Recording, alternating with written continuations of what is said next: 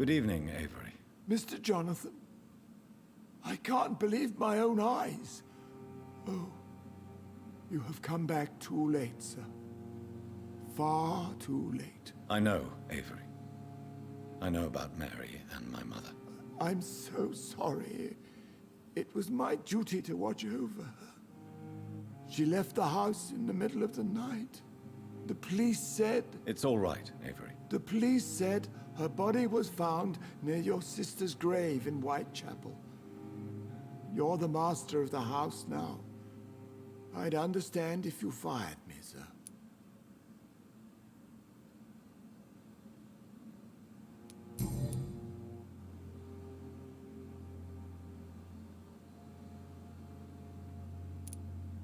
I'm sorry I could not be here for Mary's funeral.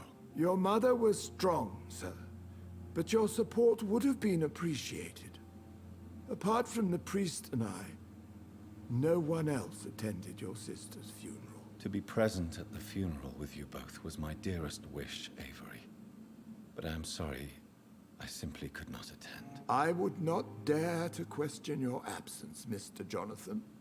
All I can say is that we missed you a great deal during these difficult days. What are the arrangements for my mother's funeral? There will be no funeral, sir. No ceremony whatsoever, because of the sanitary situation. Where is her body, then? I'm afraid your mother's body was moved to a mass grave somewhere. I have no other information. Civil service is paralyzed, sir. London is crumbling down. What is the situation in this part of town? For a time, the West End seemed spared by the epidemic. But the situation is getting much worse. Have you no relatives anywhere? I'll understand if you want to take a few days to see family. Your father managed to guarantee my earnings as long as I take care of this house, sir. My sisters are dead, and I've never met my nephews. I'll stay, sir. How was life in this house while I was away? It was sad, sir. Miss Mary moved here in July after she lost her baby and husband. So I stayed to serve both her and your mother.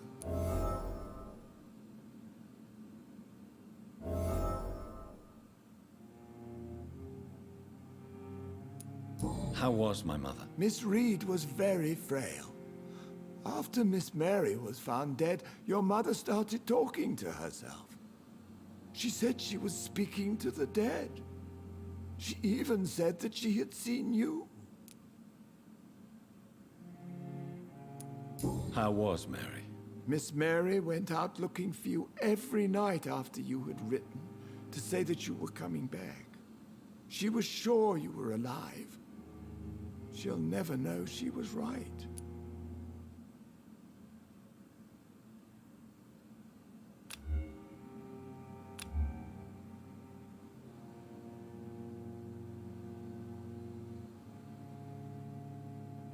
Do you need medical attention, Avery? I won't refuse, sir.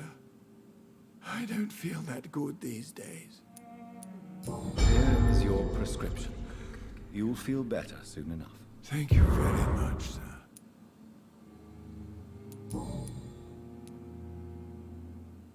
How was... It was said...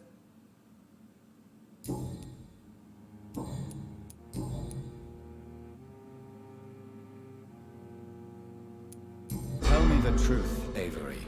Do you feel forced to stay here? Would you leave this house without the arrangement made by my father? No, sir. I have nowhere else to go. And I promised your father I'd take care of his family as long as I live. This house is dead, Avery. There is a curse on this family. You really should consider leaving. If only you could have been here sooner or more often. Maybe this house would not be that empty. But you're here now, sir. So my task is not over.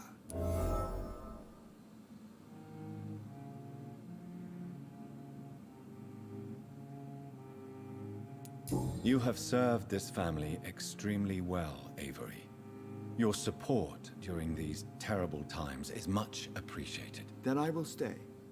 All I ask is that you take care of my own funeral if I die before the end of the epidemic.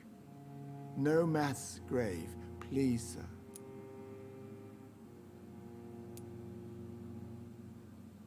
Do you really think I neglected my mother, Avery? Yes. I see. Well, please go on. Speak freely.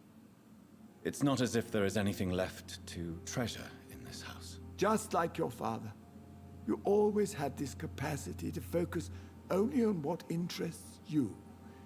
It surely helped you become a great doctor, but not such a great son.